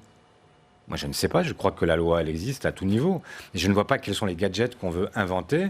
J'ai entendu dire qu'il fallait arrêter de financer les ennemis de la République. Mais on peut déjà le faire. En fait, il y a besoin d'une loi pour cela. Donc c'est l'application qui pose problème aujourd'hui. Mais c'est pas l'application, c'est y compris qu'est-ce que c'est que cet objet politique qu'on veut mettre dans les mains des Français. Quel est le débat qu'on veut organiser? Si c'est pour que ce soit un exutoire national où chacun dénonce son voisin, je suis contre. Moi, prenons un exemple simple. On a eu une polémique ces heures-ci avec une journaliste qui le 11 septembre mis sur Twitter en fait la vidéo d'une jeune étudiante qui proposait ses recettes de cuisine et qui avait un foulard qui donc témoignait de son appartenance à la religion musulmane. Et elle met pour seul commentaire 11 septembre 2020, laissant penser qu'il y a un lien entre les terroristes du World Trade Center et cette jeune femme qui proposait ses fiches cuisine. Mais est-ce que là, c'est l'arbre qui cache la forêt? Non, attendez, je finis. C'est un incident. Mais finissez là-dessus, c'est-à-dire que... Si on considère qu'il y a une incitation à la haine raciale ou une incitation à la haine tout court, eh bien, la loi permet d'aller devant la justice. Cette jeune journaliste qui, derrière, a fait l'objet de condamnations sur Twitter, de menaces de mort. Eh bien, là aussi, les menaces de mort, aujourd'hui, c'est condamné par la loi. Et vous pouvez condamner quelqu'un pour cette seule raison. Mais quelle est votre position sur cette affaire, du coup? Qu'est-ce que c'est? Vous condamnez le tweet de Judith Ventrauve? Je condamne tout le monde, en réalité. Je ne suis d'accord avec personne. Je ne suis pas d'accord avec ce qu'elle dit, en laissant penser que toutes les femmes qui portent aujourd'hui le foulard sont des terroristes en puissance. Et je suis contre celles et ceux qui, parce qu'elle a commis cette bévue, enfin même plus que cette bévue, cette faute, eh bien, sont là à la condamner à mort. Bien sûr que ça n'est pas tolérable ce qu'elle dit, mais ça n'est pas tolérable non plus aujourd'hui de laisser penser que pour une expression plus que malheureuse, eh bien, on a le droit de condamner à mort qui que ce soit. Et pour vous, aucun problème avec cette jeune femme qui se présente à la télé avec un voile islamique? D'abord, pourquoi islamique? En fait, il y a un foulard. Je crois qu'il y a un certain nombre d'endroits dans notre pays où des femmes portent le foulard et il n'est pas considéré comme une menace à qui que ce soit. Ou alors, il faut que d'un seul coup, on dise que désormais, plus personne ne peut porter le foulard. Ce qui n'est pas, pour l'instant, dans la tête de qui que ce soit. Allez, on va passer à un autre sujet d'actualité, c'est la 5G. Avant de vous faire réagir, on va entendre Emmanuel Macron. Il s'est exprimé. Hier, il a défendu le déploiement de la 5G. On l'écoute.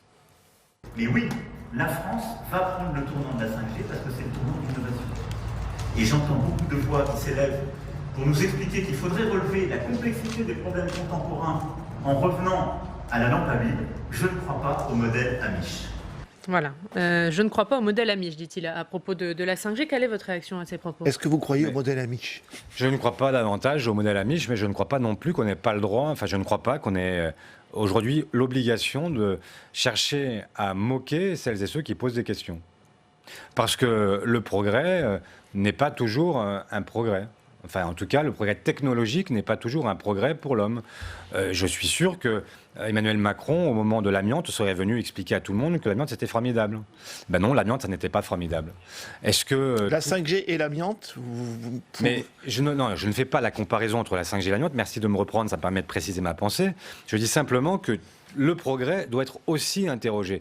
Et je ne crois pas qu'on puisse aujourd'hui dire que ceux qui condamnent, ceux qui veulent un moratoire, d'abord, aient dit que c'était définitivement non. Ils disent interrogeons-nous d'abord et ensuite prenons la décision. Je vois que même Bouygues, aujourd'hui, propose de repousser le moment où on attribuera les fréquences 5G parce que lui-même considère que ce n'est pas le bon moment pour le faire. Donc, ça veut dire quelque chose. Ça veut dire que, oui, il y a des questions à se poser. Et je vois, y compris des gens qui m'écrivent, je n'étais pas spécialiste de la 5G pour tout vous dire, mais je vois, y compris des gens aujourd'hui de Météo France, qui m'écrivent et qui me disent « Savez-vous que si on déploie aujourd'hui la 5G dans les conditions dans lesquelles il est prévu qu'elle se déploie, eh bien, ça va brouiller une partie des capteurs de Météo France et que les prévisions météorologiques seront dégradées de l'ordre de 30% ou 40%. Bon, je découvre ça. Je découvre que, y compris la puissance de la 5G va être un problème, y compris en termes de consommation d'énergie, à un moment où on se pose la question au contraire de réduire. Je vois aussi que sur la 5G, on a un problème qui est lié à ce qu'on va faire des objets connectés. Est-ce que tous les citoyens vont être désormais tracés dans leur vie quotidienne par le biais de la 5G? Ce sont des questions importantes qu'on ne peut pas laisser passer parce qu'à un moment, on finira par être dans une société où comment on en sort? Comment on en sort? On se pose les questions, on a un vrai débat, et à l'issue de ce vrai débat, eh bien, on fait des choix. Mais il y a beaucoup de choses sur lesquelles il faut s'interroger désormais. On parlait du progrès à l'instant, mais par exemple, moi, je considère que le télétravail peut être un progrès, mais peut être aussi une formidable régression. Donc là aussi, ça suppose que, notamment pour la gauche, voilà un chantier gigantesque dans lequel il faut rentrer. Allez, on va parler de la gauche, justement. Olivier Faure, il nous reste peu de temps, je suis désolée. Vous avez annoncé être candidat à votre succession. Le prochain congrès du Parti Socialiste se tiendra donc mi-décembre. Vous proposez un printemps de la gauche et de l'écologie avec celles et ceux qui le voudront, vous dites. Qui le veut aujourd'hui ?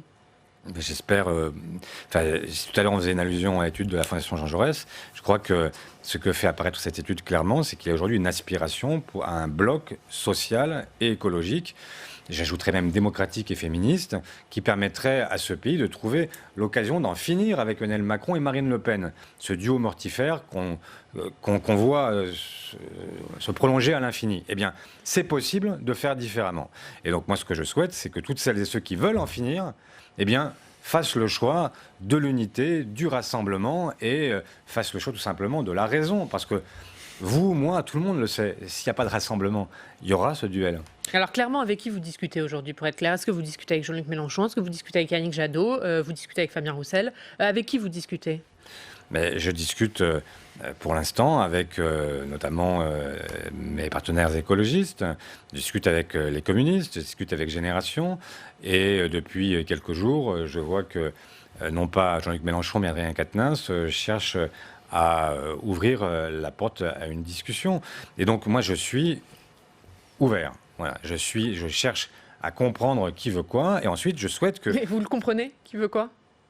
Pas toujours, je m'interroge souvent, mais remarquez une chose, c'est que depuis 2 ans et demi que je suis Premier secrétaire, je fais preuve d'une cohérence à toute épreuve. Là où je vois beaucoup de gens qui, d'une élection à l'autre, changent de pied, changent de cap, changent d'avis, moi je continue et je file tout droit. Et tout droit, c'est vers la présidentielle, vers l'idée qu'on a la possibilité, tous rassemblés, de mettre fin à ce quinquennat qui a été un quinquennat à bien des égards désastreux. Avant la présidentielle, il y a les régionales. Vous dites que pour vous, l'union doit commencer dès ces régionales, sauf que les écologistes écologistes disent nous, on présentera 13 candidats dans les 13 régions métropolitaines. Il y aura des candidats estampillés écologistes. Ça part mal quand même, cette union. C'est pas ce qu'ils disent. Ils disent qu'il y aura des chefs de file dans toutes les régions.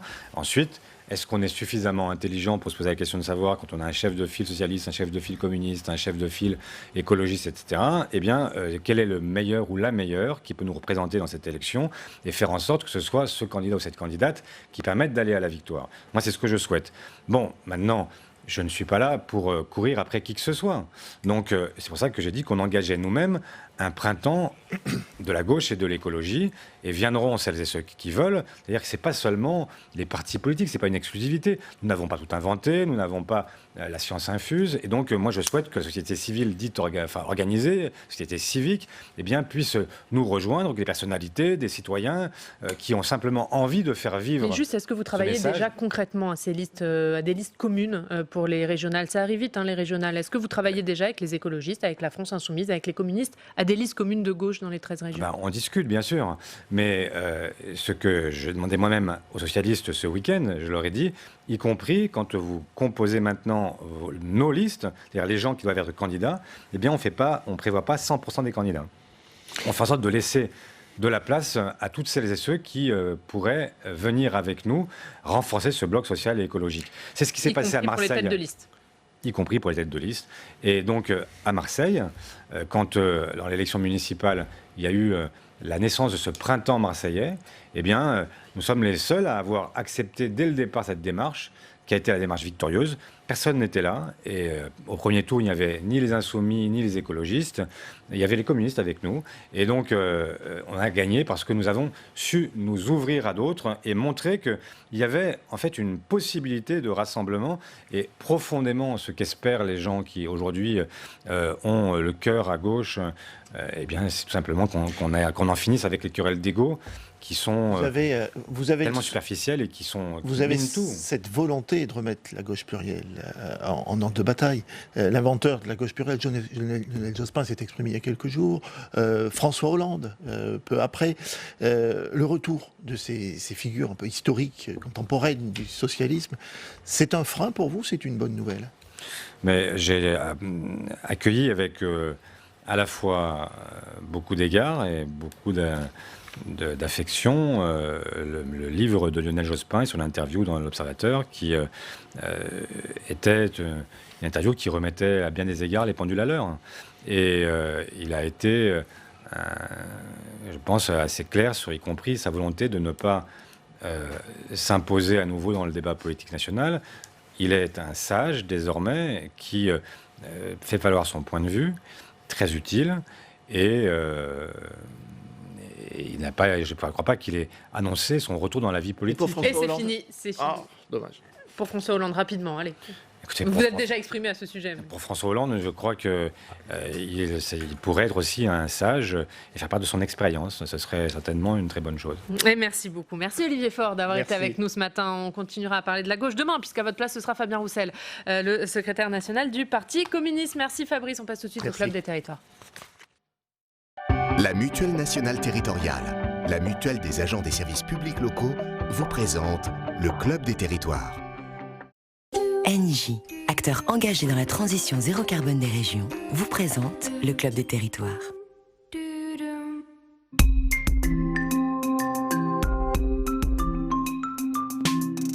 La presse quotidienne régionale et les télévisions locales vous présentent le Club des territoires. Le Club des territoires en partenariat avec la presse quotidienne régionale, les télévisions locales et les Indés radios. Avec nous aujourd'hui, nous rejoignent Yves Tréhard du Figaro, Pierre Dumazeau de la Lettre de l'Expansion et Christelle Bertrand qui est avec nous à distance du groupe La Dépêche. On parlera des mesures territorialisées annoncées en Gironde et dans les Bouches-du-Rhône pour lutter contre le Covid. Est-ce une vraie gestion décentralisée ou une manière de se défausser pour l'État? On posera la question.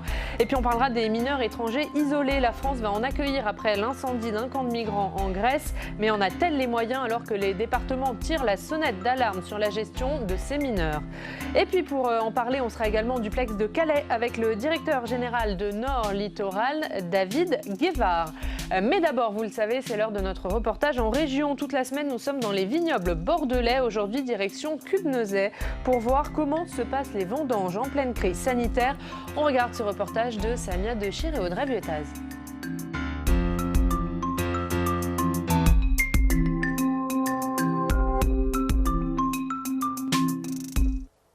Nous sommes au château Bertinerie, 78 hectares en lyre, c'est très feuillu, cela signifie qu'il faut obligatoirement vendanger à la main. Pour cela, 70 saisonniers sont à pied d'œuvre pendant 5 semaines, dans des conditions un peu particulières cette année. Magali, ce sont vos premières vendanges ? Oui, enfin ici oui, après j'avais fait dans un autre château, mais après dans ces conditions-là, c'est les premières qui sont quand même assez spéciales, on va dire. Il fait très chaud aujourd'hui, on est déjà à plus de 30 degrés, vous avez le masque, c'est pas trop compliqué ? Il faut faire avec, hein. On n'a pas trop le choix, donc voilà, quand on veut travailler, voilà. Est-ce que vous vous êtes inquiété avant de venir faire les vendanges ? Est-ce que c'est quelque chose qui vous a freiné ? Vous y avez pensé ? J'y ai pensé, après on n'est pas à l'abri que ce soit ici ou que ce soit ailleurs, donc si on continue comme ça, on ne fait plus rien, quoi. Donc il faut bien qu'on aille travailler, il faut bien qu'on continue à vivre, même avec le Covid. Dans les rangs, le masque n'est pas obligatoire, ce sont les saisonniers qui décident. Par contre, il l'est ici, en bout de rang, parce qu'il y a beaucoup de passages, beaucoup de croisements. Éric Bantoni, vous êtes le copropriétaire du château Bertinerie. C'est difficile à faire respecter ? Non, pas vraiment. En réalité, on leur a proposé de faire un test de dépistage avant de commencer les vendanges. Tout le monde était très favorable. Et au moins, on sait qu'on n'est pas parti avec 1 ou 2 asymptomatiques au milieu d'une équipe de 70 vendangeurs. Donc finalement, le port du masque est parfaitement bien respecté. Tout le monde est conscient des risques parce que finalement, dans une équipe comme celle-ci, vous avez des gens qui viennent d'un peu partout. Alors c'est quand même des locaux, mais vous avez des horizons divers qui fait que les gens se prémunissent quand même et sont conscients quand même des risques qu'ils prennent. Voilà tout le monde là. Donc demain matin, on va démarrer à 8h moins le quart. Rendez-vous 8h moins le quart sur le parking, 8h à la parcelle. Distribution de masques là. Tout le monde, 2 masques par personne pour la journée de demain. Les masques que les vendangeurs portent, c'est vous qui les fournissez ? Oui, tout à fait. À chaque fin de journée, je leur donne soit 1, soit 2 masques. En réalité, c'est 1 par demi-journée pour le lendemain suivant. Ensuite, ils ont tous aussi reçu un flacon de gel personnel qu'ils gardent dans leur véhicule. Après s'être lavé les mains ici, ils sont censés normalement se désinfecter en rentrant dans leur véhicule. Ici, tout le monde a été testé, mais les saisonniers rentrent chez eux le soir. Donc vous ne pouvez pas forcément avoir une traçabilité de tout. Qu'est-ce qui se passe si quelqu'un est contaminé ? La théorie, ce serait effectivement de mettre tout le monde en quarantaine. Ça, c'est le protocole national. En réalité, pour les saisonniers, on a un dispositif un petit peu différent. Il va falloir isoler effectivement les personnes qui étaient en contact. Ça, c'est assez facile parce que les équipes changent assez peu finalement, on sait les isoler. Et puis, à ce moment-là, je me retournerai vers l'ARS une nouvelle fois pour leur demander conseil. Voilà. Parce que c'est pas possible de trouver tant de saisonniers, là vous en avez beaucoup, vous en avez 70. Disons que si je dois retrouver des saisonniers fin août, c'est facile. Si je dois retrouver des saisonniers au 15 septembre ou au 20 septembre, ça devient beaucoup plus compliqué. Surtout des saisonniers locaux. On n'importe pas de main-d'œuvre ici. On n'emploie que des gens de la région qui habitent dans un rayon d'une dizaine de kilomètres. Aujourd'hui, le potentiel est tari. C'est fini. On ne trouve plus suffisamment de saisonniers aujourd'hui, au 20 septembre, pour remplacer une troupe qui pourrait s'arrêter. Et ça, c'est pas imaginable. L'Agence régionale de santé Nouvelle-Aquitaine organise des tests en venant directement dans les domaines. Ça a été le cas ici. Depuis la fin de l'été, il y en a eu une 50aine et ils sont entièrement gratuits. Voilà pour ce reportage de Dreviotas et de Samia Dechir, suite de notre semaine dans les vignobles bordelais. Demain à 7h06 dans Bonjour chez vous. On va débuter ce club, messieurs, avec ce reportage. On le voit, Yves, dans ce reportage, les vendanges en temps de Covid, c'est pas si facile.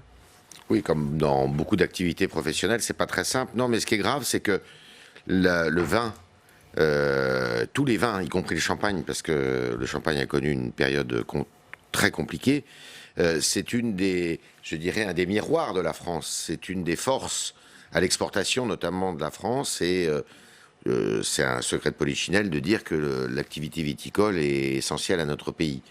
Or, on a vu que qu'est-ce qui s'est passé ? Il y a énormément de producteurs qui étaient obligés de sacrifier leur production.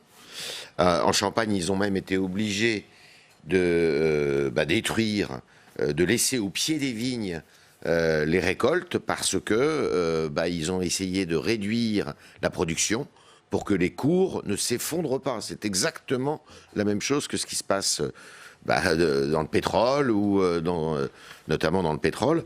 Donc ça a été une année, on peut dire, très compliquée pour les viticulteurs dans leur ensemble. Et je pense que 2020 va pas rester comme une... Et pourtant, d'ailleurs, la récolte était bonne, d'après ce que j'ai compris, parce qu'il y a eu un ensoleillement important, parce que il y a eu un printemps qui n'a pas été... il n'y a pas eu trop de grêle, autant que je sache, ici ou là. Et donc, voilà, c'est une des particularités, je dirais, de la production française qui a subi de plein fouet cette pandémie. Alors en plus, il y a tous les problèmes de recrutement de saisonniers pour faire les vendanges. Un mot, Christelle, avec vous, qui représentez le groupe La Dépêche. Yves parlait de ce secteur viticole, secteur important bien sûr dans le sud-ouest. Oui, c'est un secteur important. C'est pour ça que des mesures très importantes ont été déployées pour permettre que ces vendanges se fassent dans des conditions acceptables, on va dire, en termes de récolte. Mais il faut bien comprendre que cette région bordelaise, aujourd'hui, est une des régions qui est le plus touchée par le nombre de contaminations, contrairement à ce qui était le cas au printemps. Et donc, les Bordelais, je dirais les Girondins dans leur ensemble, sont très inquiets de voir ces vendanges commencer, parce qu'ils se disent que ça va multiplier, évidemment, les cas contacts. De nombreux moyens ont été mis à disposition des châteaux pour que les gens soient testés. Alors les gens là-bas se disent peut-être un peu au détriment des moyens qui sont à disposition en ville. On sait qu'à Bordeaux, il faut attendre très longtemps pour se faire tester, pour avoir les résultats des tests, comme à Paris, comme dans d'autres grandes villes. Mais voilà, les Bordelais ont peur que ça amplifie un petit peu ce phénomène. Et en même temps, tout le monde se dit qu'il faut que ces vendanges se tiennent. C'est important pour la région. C'est important, comme le disait Yves, pour le pays. Donc voilà, un état d'esprit et une atmosphère assez particulière. Allez, on va continuer à parler de Bordeaux dans le second thème de ce club, puisqu'on va parler de ce serrage de vis dans les Bouches-du-Rhône et en Gironde.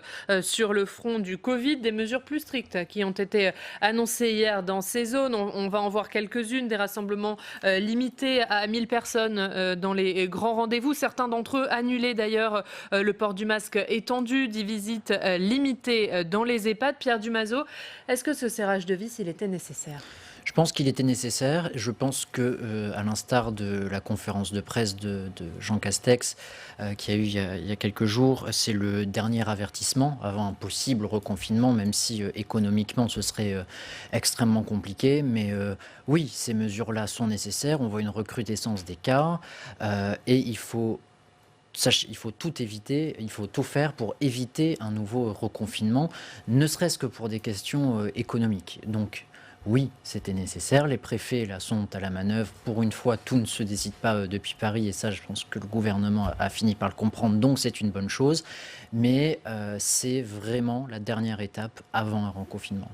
Yves Tréhard, Olivier Faure nous disait il y a quelques minutes, il n'y a pas de méthode. Est-ce que appliquer des mesures sur le plan local plutôt que bien de faire des mesures nationales annoncées par le Premier ministre, c'est pas une méthode pour vous ?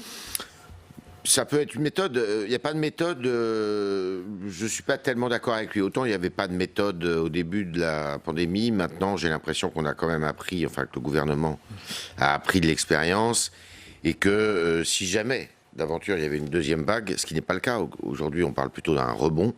On saurait à peu près quoi faire.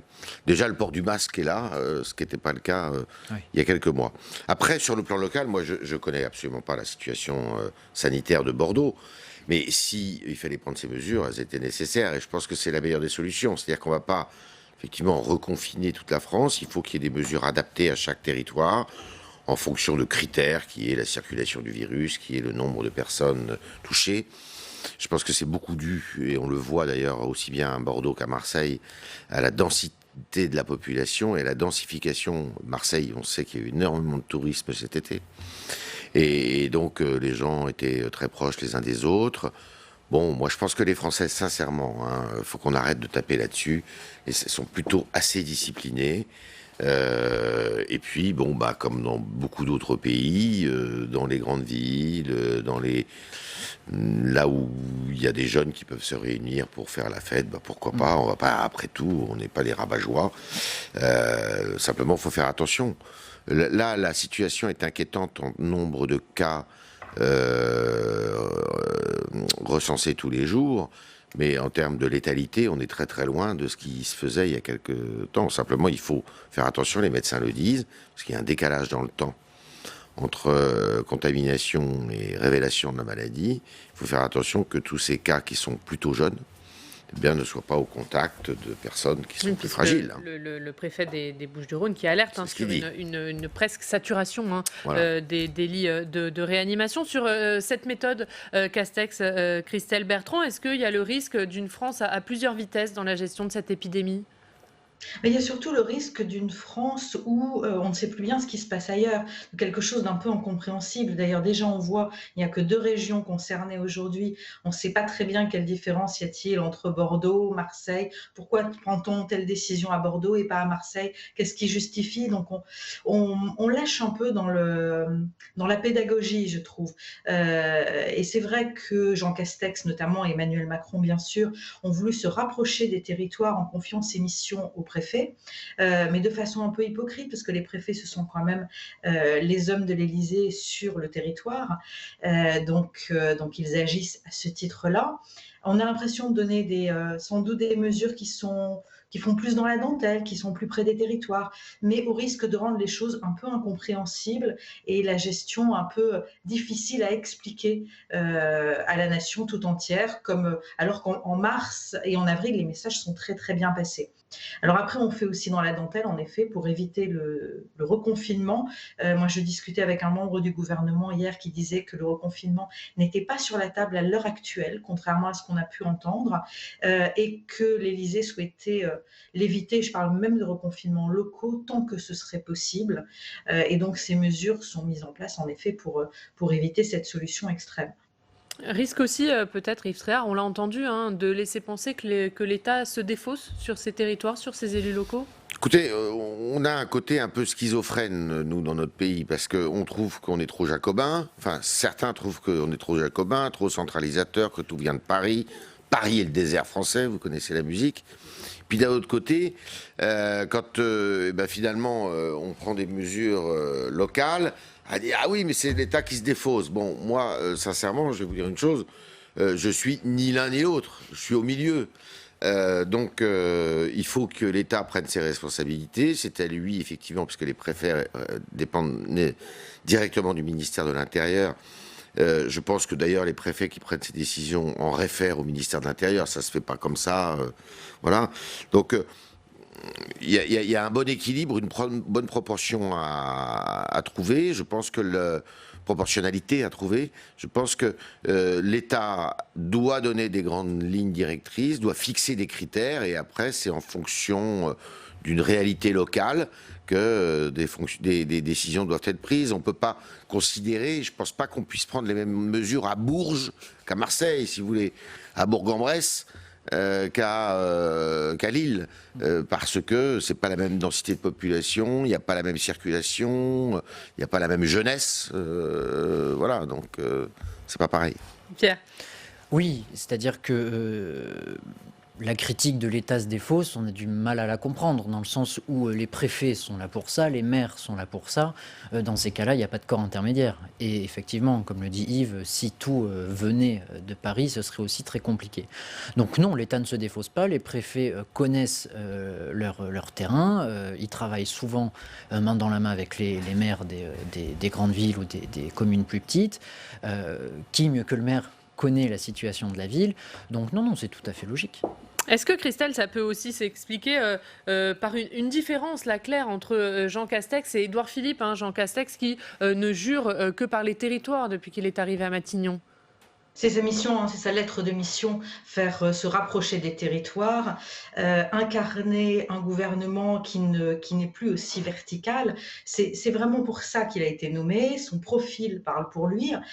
Simplement, ce que reproche un grand nombre d'élus locaux aujourd'hui, c'est que finalement, ça se fasse via les préfets. En effet, c'est mis en place un couple préfet-maire, mais en excluant aussi les autres élus locaux qui aimeraient être partie prenante dans une période très compliquée comme celle celle d'aujourd'hui. On le voit aussi sur la mise en place du plan de relance. Les élus locaux disent on n'est pas vraiment associés à la mise en place de ce plan de relance. Pourtant, nous sommes ceux qui connaissons le mieux le territoire, le mieux nos entreprises. Or, ce sont les préfets qui vont être en charge de l'application de ce plan de relance avec des sous-préfets à la relance.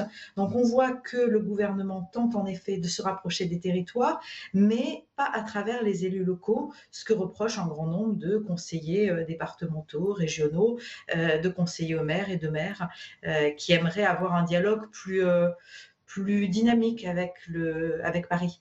Allez, on va passer à l'autre sujet de ce club et ce sont les mineurs isolés. Après l'incendie d'un camp de migrants en Grèce, la France est prête à accueillir une centaine de migrants, dont des mineurs isolés. C'est la déclaration faite dimanche par Clément Beaune, c'est le secrétaire d'État aux affaires européennes. Avant de parler de ces mineurs isolés, Yves, d'abord la gestion des migrants. La gestion des migrants au sein de l'Union européenne, c'est un peu un serpent de mer. On a l'impression que l'Union européenne n'en verra jamais le bout, ne trouvera jamais la solution. Si vous voulez, c'est une Europe alors à plusieurs vitesses. Pour le coup, là, c'est pas un cliché. Celle qui a donné le là dans l'affaire, c'est Mme Angela Merkel.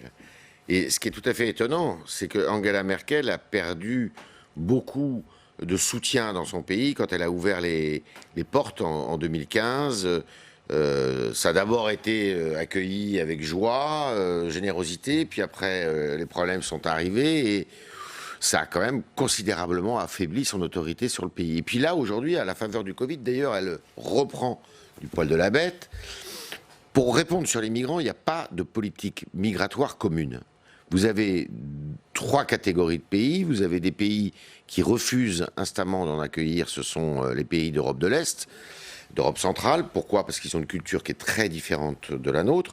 Ce ne sont pas des pays de migration. Alors que la France, par exemple, l'Italie, l'Espagne, sont des pays d'immigration historiquement. Il y a des pays qui ont changé.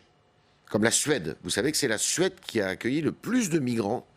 Suède qui était un pays où je ne sais pas si on connaissait un homme ou une femme à la peau noire ou à la peau un peu basanée il y a quelques années. Et aujourd'hui, la Suède, c'est le pays qui, en proportion de sa population, a accueilli depuis 2015 le plus de migrants. Alors, il y a des pays qui ont changé, donc, comme la Suède. Il y a des pays qui ont changé aussi, comme l'Allemagne, qui n'était pas un pays d'immigration en dehors de ressortissants turcs. Et puis, il y a des pays qui s'y opposent vraiment. Le problème, après, c'est la répartition de ces migrants-là. Et c'est vrai qu'il n'y a pas de solidarité. C'est là où on voit qu'il n'y a pas de solidarité entre les pays. Pourquoi ? Parce qu'ils ont des histoires différentes, parce qu'ils ont des gouvernements différents. Voilà. Et finalement, je vais vous dire, on est très loin d'avoir résolu le problème. On s'est laissé... on est pris en otage par la Turquie, à qui on donne de l'argent pour qu'elle retienne. Alors, c'est pas tous les migrants, mais une partie des migrants qui viennent du Moyen-Orient, c'est-à-dire principalement les Irakiens et les Syriens. Mais on sait très bien que les premiers arrivés en France, enfin les arrivées les plus fortes, elles viennent plutôt d'Afghanistan et elles viennent plutôt d'Afrique subsaharienne, et notamment d'Afrique de l'Ouest. Allez, on va s'intéresser précisément à la situation des mineurs isolés. Avant d'en parler avec vous, on va faire le point avec Alexandre Poussard.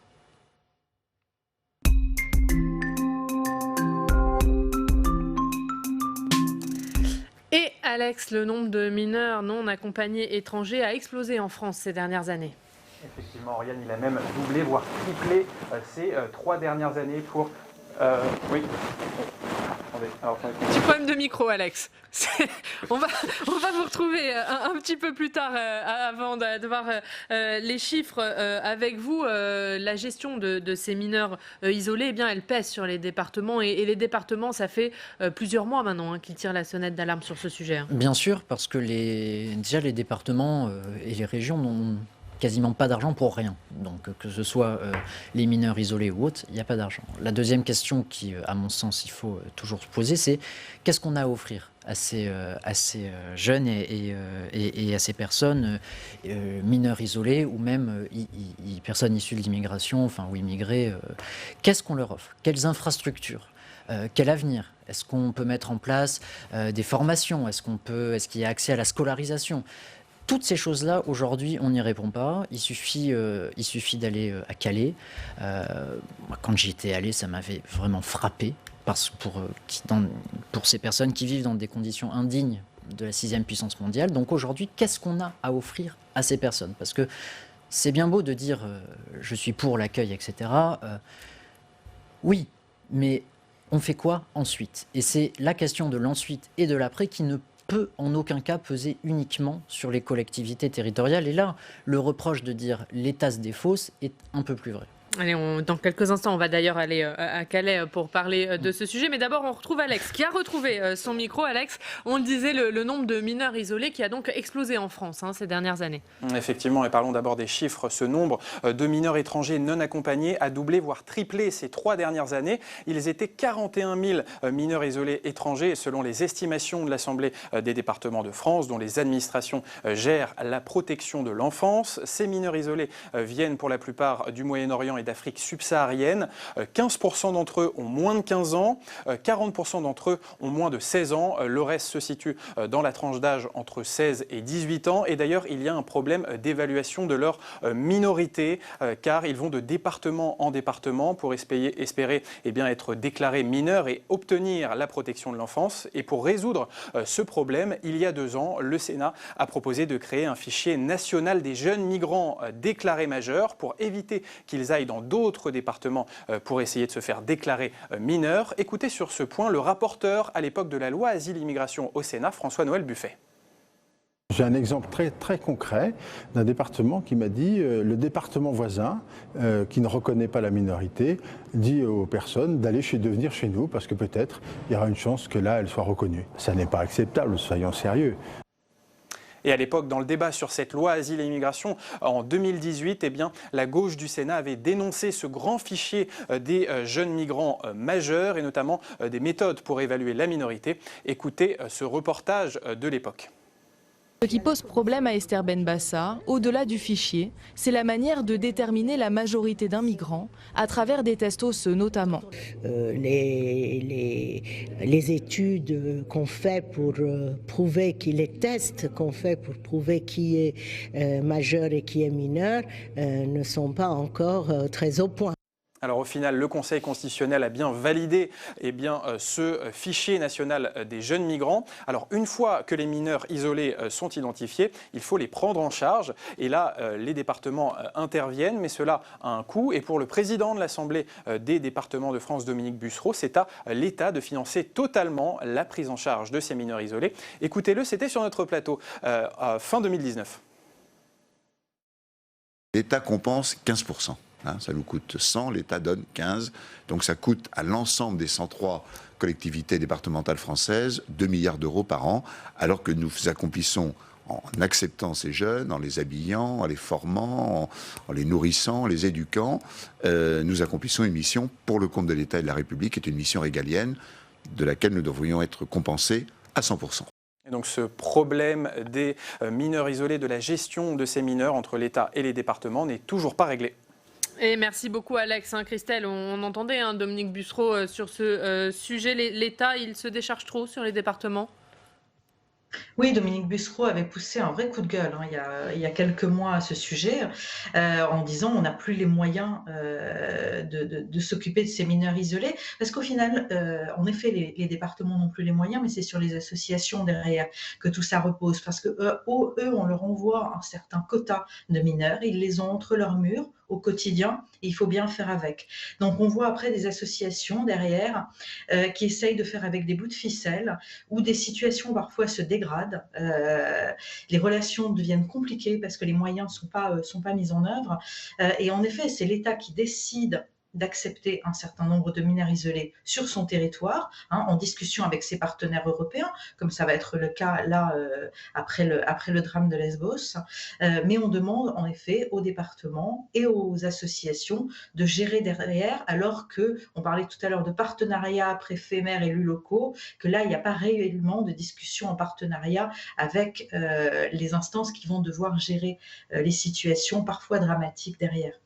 Et nous allons continuer à parler de ce sujet avec nos partenaires de la presse quotidienne régionale. On va donc aller à Calais retrouver David Guevard. Bonjour David, merci beaucoup d'être avec nous ce matin. Vous êtes le directeur général de Nord Littoral et on est ravis de vous accueillir pour la première fois dans cette émission. Merci d'être là. Il faut dire, David, qu'à Calais, vous touchez de près cette problématique de la gestion de ces mineurs isolés, avec notamment une problématique, comment savoir s'ils sont réellement mineurs ? Ça a été un vrai problème et ça l'est toujours. La majorité ou la minorité des migrants, des exilés qui sont sur le territoire, ça continue. Néanmoins, ça touche plus uniquement le détroit de la Manche face à l'Angleterre. Maintenant, vous venez de le dire, ça touche l'ensemble des départements. Et j'ai presque envie de dire tant mieux, parce que la concentration sur Calais ne nous faisait pas que du bien. Un mot, on va vous retrouver, David, pour parler notamment de ce qu'il y a à lire aujourd'hui dans Nord Littoral, mais un mot sur cette problématique avec vous, Yves, rapidement, et cette difficulté, les départements le disent, bien de prouver la minorité de ces personnes. Oui, c'est ce qu'on appelle, vous savez, les mineurs présumés. C'est un phénomène qui est bien connu dans le football, puisque vous avez énormément de jeunes Africains, d'ailleurs, qui sont recrutés par des clubs et on s'aperçoit qu'ils n'ont pas du tout l'âge qu'ils donnent. C'est un problème majeur et c'est un problème qui n'est pas récent et que la France n'a pas réglé, puisque ça fait déjà, derrière Dominique Bussereau, au moins 4 ou 5 ans que de nombreux patrons de départements, on peut en citer, le Val d'Oise, le Val-de-Marne et d'autres départements en province qui croulent sous les demandes effectivement de mineurs isolés, qui dépensent beaucoup d'argent compte tenu de leurs moyens, de leurs propres moyens pour subvenir à ces jeunes. Et c'est un véritable problème, ça c'est très clair. De toute manière, je vais pas vous raconter d'histoire, mais le problème de l'immigration clandestine est un véritable problème dans notre pays, dans certaines régions. On parle de Calais, mais on peut parler aussi de Nice avec la passe de Vintimille. C'est vraiment, on n'a pas réussi parce que justement l'Europe ne sait pas se protéger, l'Europe ne sait pas non plus revoir ses accords de coopération et de partenariat avec les pays de l'hémisphère sud. Il y a beaucoup de choses à faire sur ce front-là et ça n'avance pas beaucoup. Allez, on va retourner à Calais. On va voir avec vous, David, ce qu'il y a à lire ce matin dans Nord Littoral. Et d'abord, cette une, l'abbé qui veut du street art sur l'église. Oui, on change complètement de sujet du coup. On est sur... faut repréciser le contexte. Il y a deux contextes. D'abord, cette belle église Saint-Pierre qui est vraiment au milieu d'une grande place, la place Crèvecoeur, une église typique du Nord avec des belles briques rouges et de la belle pierre blanche qui constitue un clocher très effilé. Ça, c'est le premier contexte. Le deuxième contexte, c'est le festival de street art de Calais, qui a suivi d'ailleurs une très jolie opération de street art à Boulogne-sur-Mer, où beaucoup de murs, beaucoup de bâtiments ont été décorés par des artistes avec vraiment des fresques phénoménales qu'il faut venir voir, que ce soit à Boulogne ou à Calais. Et ça a inspiré les prêtres de l'église, de la paroisse de Calais, qui s'occupent de l'église Saint-Pierre, et qui ont lancé ce week-end un débat qui les a peut-être dépassés, mais c'était vraiment très très chouette, en disant « Et si nous faisions du street art sur ou dans l'église Saint-Pierre de Calais ?»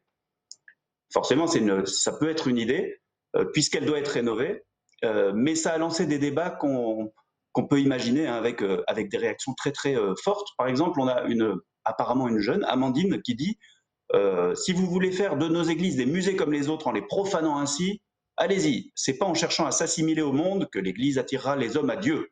Bon, ça, c'est vraiment pour le côté très... on va quand même pas toucher à cette église qui est... elle est bien comme elle est, etc. On peut la rénover, mais pas mettre du street art dedans.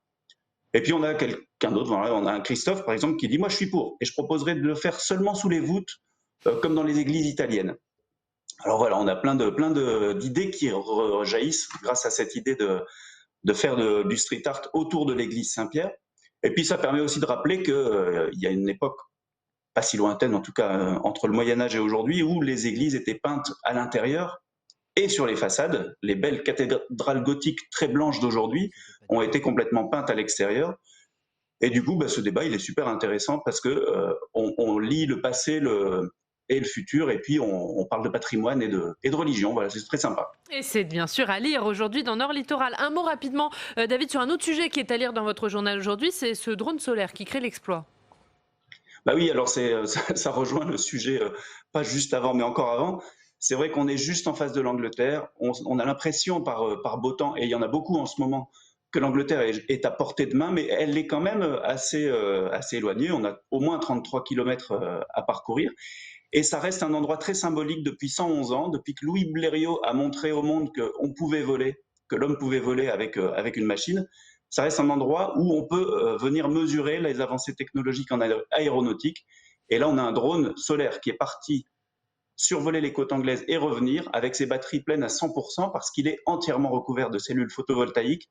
C'est extrêmement précieux pour l'avenir et pour notamment les causes environnementales. Merci beaucoup. Merci David d'avoir été avec nous dans cette émission. Et je vous invite bien sûr à lire Nord Littoral aujourd'hui avec tous ces beaux articles. Merci d'avoir été avec nous. On va regarder rapidement vos unes. La une de la Dépêche, Christelle Bertrand. En finir avec les OGM cachés. C'est à la une de votre journal. La une du Figaro, Yves Tréa. Les Européens durcissent le ton face à la Chine. Très rapidement. En 5 secondes. Il y a eu une réunion hier qui devait d'ailleurs être au sommet, mais qui, à cause du Covid, n'a pas pu se tenir. Donc par visioconférence entre les autorités chinoises et puis les principales institutions européennes. Et l'Europe a compris qu'il fallait qu'elle se protège par rapport à l'expansionnisme. Et c'est dans chinois. le Figaro. Et 5 secondes aussi pour Pierre. La lettre de l'expansion, un air de déjà vu. C'est votre édito. Oui, alors c'est dur de tout résumer en 5 secondes. Mais vous allez le faire. Un air de déjà-vu parce que le Covid, parce que rentrée économique morose et la peur des Français d'un reconfinement. Donc voilà. Et c'est à lire dans la lettre de l'expansion. Exactement. On vous retrouve demain. L'invité politique, c'est Fabien Roussel. Très bonne journée à tous. Régionale et les télévisions locales vous ont présenté le Club des Territoires.